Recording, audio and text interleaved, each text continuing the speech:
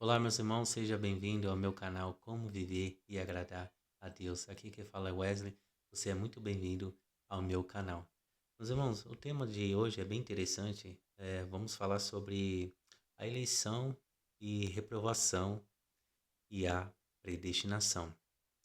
Quando se fala sobre predestinação, alguns cristãos têm medo dessa palavra e quase não é mencionada no seu próprio falar.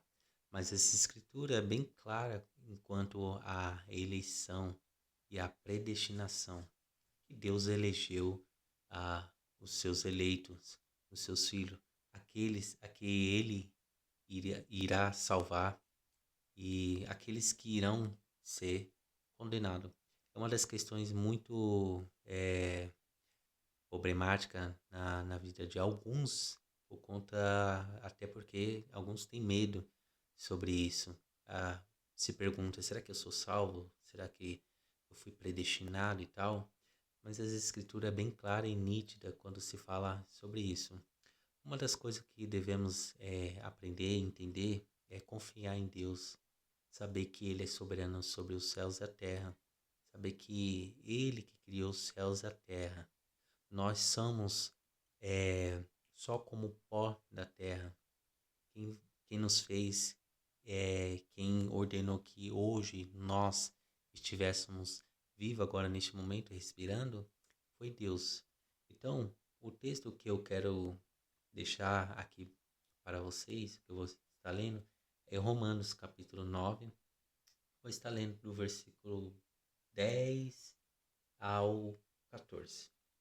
Diz assim: E isto não aconteceu somente com ela, mas também com Rebeca, ao conceber de um só, de Isaque, nosso pai. E os gêmeos ainda não era nascido, nem tinha feito o bem ou o mal, para que o propósito de Deus quanto à eleição prevalecesse, não por obras, mas por aquele que chama. Note bem isso. O propósito de Deus quanto à eleição prevalecesse, não por obras deles, gêmeos, mas por aquele que chama. É Deus que chama, não é por obra das pessoas, é Deus. E o texto continua: Quando foi dito a Rebeca, o mais velho será servo do mais moço, como está escrito: Amei Jacó, porém desprezei Esaú. Que diremos, então? Que Deus é injusto? De modo nenhum, pois ele diz a Moisés: Terei misericórdia de quem eu tiver misericórdia, e terei compaixão de quem eu tiver compaixão. E o texto vai continuar: Assim, pois, isto não depende de quem quer ou de quem corre, mas de Deus que tem misericórdia. Meus irmãos, quando nós olhamos para essa passagem, nós vemos a soberania de Deus clara nas Escrituras quanto ao que Ele quer, aquilo que lhe apraz a fazer.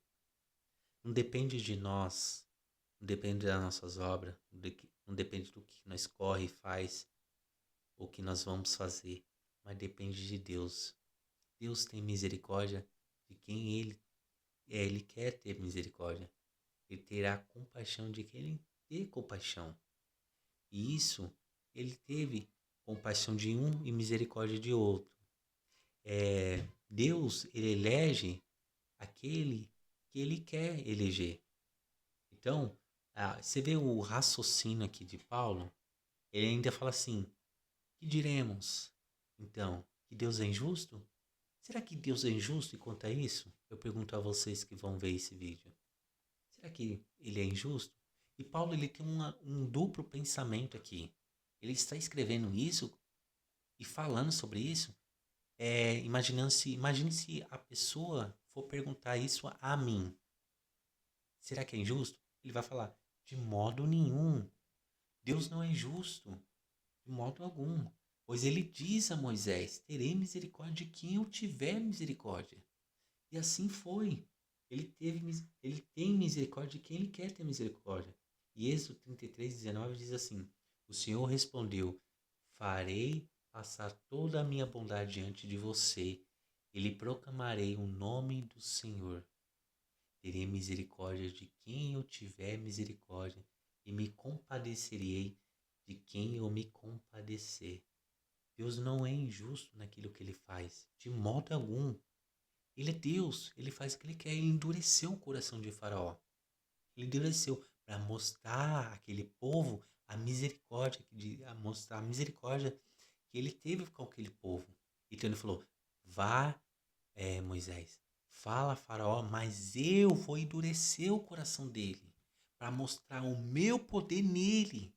E Deus fez isso, mostrar a misericórdia dele para aquele povo. E Deus endureceu o coração de Faraó. E Deus, ele faz isso. Ele elege, ele predestina. No caso de Jacó e Esaú, não houve nenhuma semelhança.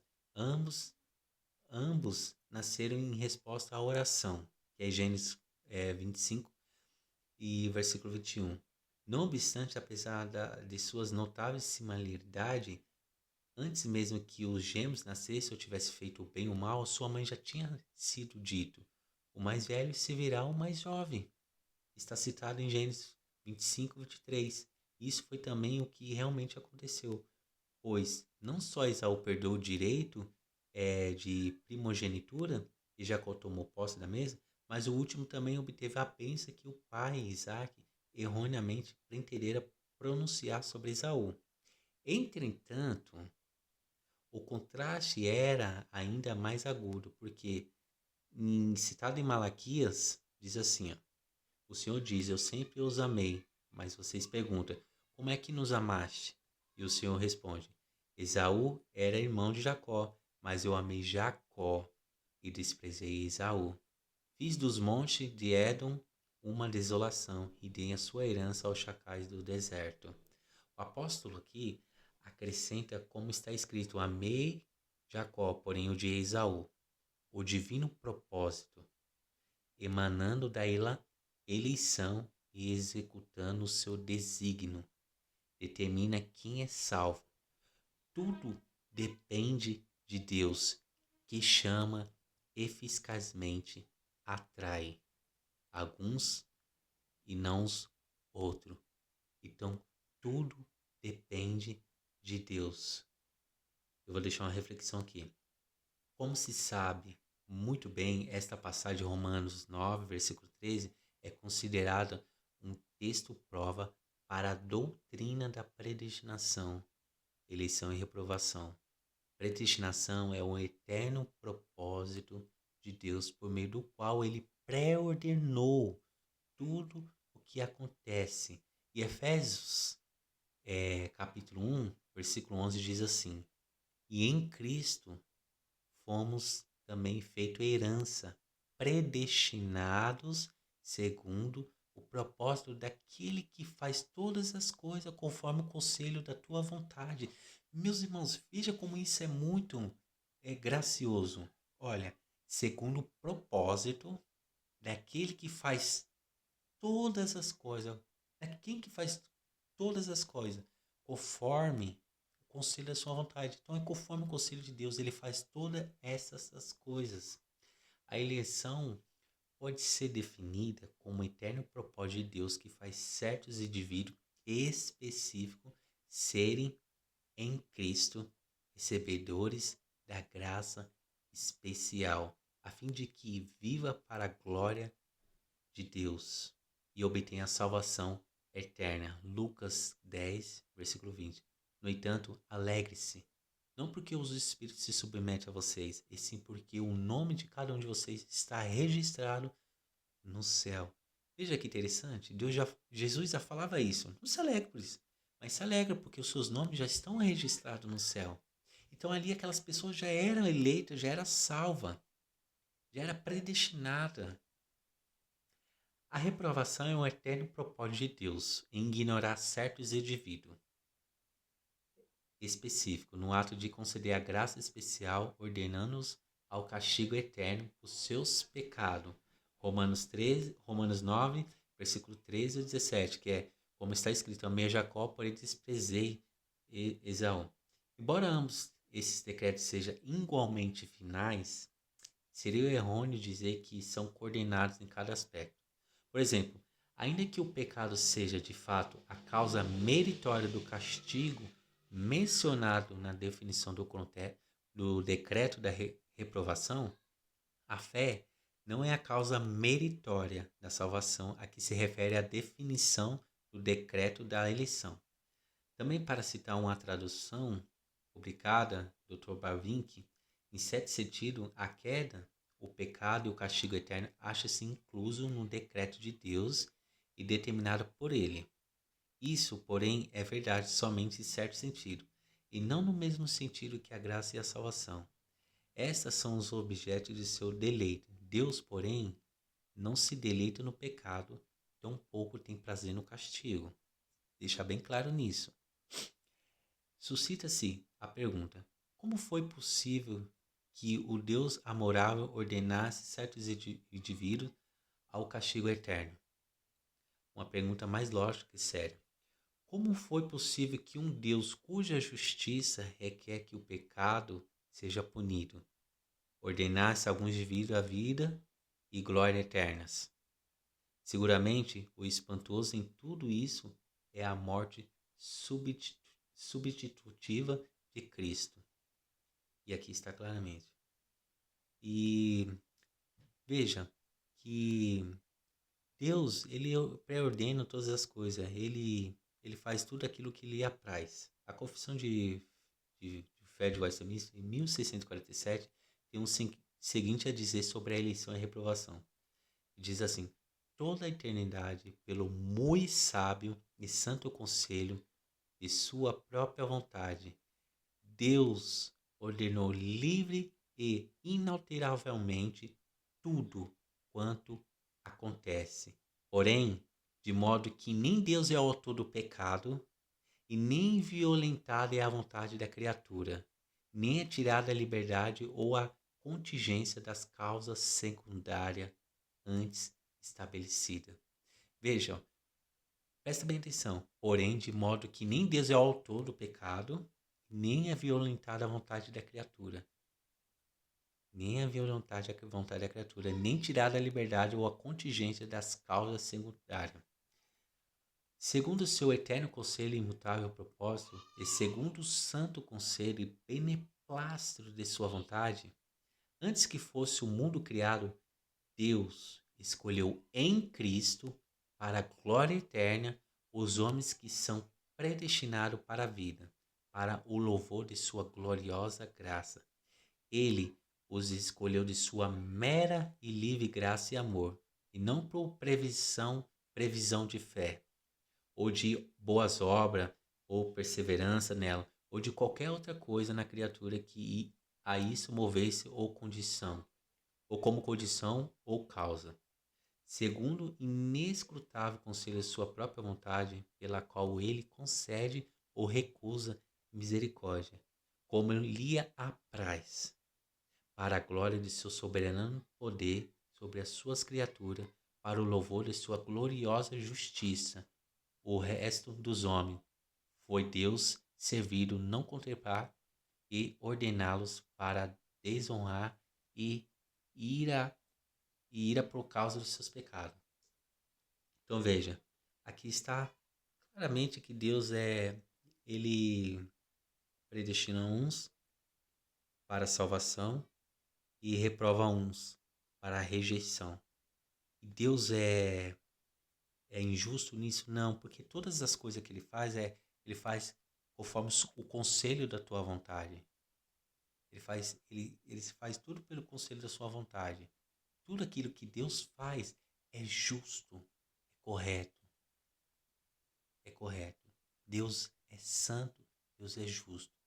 Nada foge do controle, nada foge do controle da sua vontade, nada foge do controle daquilo que ele pré-ordenou e determinou. Nada. Se uns foram condenados, quando estiver lá no inferno, vão dizer, é justo, foi justo. Se uns foram salvos, estiver no céu, vão dizer, é graça de Deus. nenhum nem outro vão dizer que foi por mérito, ou uns que foram salvos foi por mérito, foi pela fé, foi pela perseverança. Não, graça. Isso chama graça de Deus. Aqueles que estiverem no inferno vão dizer justo, é justo, é justo. Se hoje mesmo Deus nos condenar, é justo. Se hoje mesmo Deus nos salvar, graça de Deus. É isso que nós temos que ter em mente. Deus não é justo naquilo que ele faz. Então, tudo ele faz sobre o conselho da tua vontade, tudo aquilo que ele faz sobre aquilo que lhe apraz. Ele é justo naquilo que faz. E ao saber sobre a soberania, ao saber sobre a predestinação, a eleição e a reprovação, isso nos deixa mais em paz. Todo crente deve estudar as Escrituras. As Escrituras está bem nítida quanto à relação sobre a predestinação, a eleição. Está bem nítida. Efésios, Romanos, comece a ler de Romanos capítulo 8 ao 11, você vai ver ali. Porque Deus está, Paulo está escrevendo para as pessoas ali, mostrando a misericórdia de Deus na salvação. É, o livro de Romanos, do capítulo 1 ao 11, está mostrando a misericórdia da salvação de Deus. No capítulo 12, ele vai expressar que vocês vivam de um modo digno de viver, ofereçam seus corpos como sacrifício santo e agradável a Deus. Paulo está expressando, continue, sim, ofereça seus corpos, assim, como sacrifício vivo, santo e agradável a Deus. Então, Paulo está mostrando todo o plano salvífico de Deus, do capítulo 1 até o 11, e do 12 ele expressa dessa maneira. Então, ele mostra que não, a pessoa não os judeus, eles não podem dizer que é salvo porque é da linhagem de Abraão, que Deus, a palavra é bem explícita, Deus pode suscitar pedras ali e formar filhos, né, de Deus. Então, as pessoas se ter a confiança, sou da linhagem de Abraão. Não é dessa maneira. Deus salva quem Ele quer. Ele tem um plano dele, salvífico, de quem Ele vai salvar. Então, é bom sempre estudar o livro de Romanos para entender, não só para entender, mas ter paz no coração, calma e não se desesperar. Temos ter confiança em Deus, naquilo que Ele já predestinou sobre nós. Confie em Deus, que você é salvo. Não fique com medo. Confie somente em Deus. Amém? Esse texto, esse vídeo possa trazer para vocês calma. Tenha fé em Deus. Se você é um crente verdadeiro, você professa a fé em Cristo Jesus, você é salvo.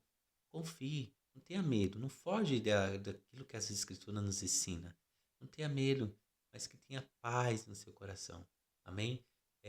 Peço a todos vocês que você deixe o seu like e ative o sininho das notificações e compartilhe. Eu peço a vocês, meus irmãos, que vão ver este vídeo, comentem para se interagir, tá bom? Que Deus abençoe todos vocês. Fica com Deus.